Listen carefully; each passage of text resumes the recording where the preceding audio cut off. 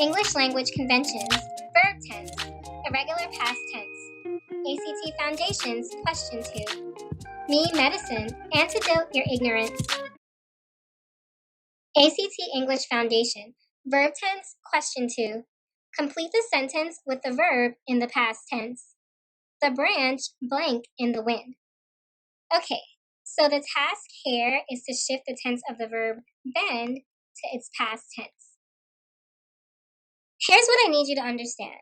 Most verbs are regular in the past tense.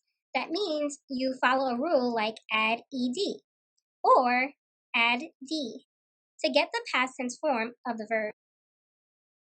Some verbs are irregular in the past tense. That means you don't follow a rule. Instead, you must remember the past tense form of the verb. Check out this example.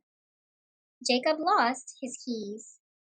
Lost is the irregular past tense form of the verb lose. This is a correct shift, and the overall sentence is formatted correctly. All right, back to our original question, and now for the solution.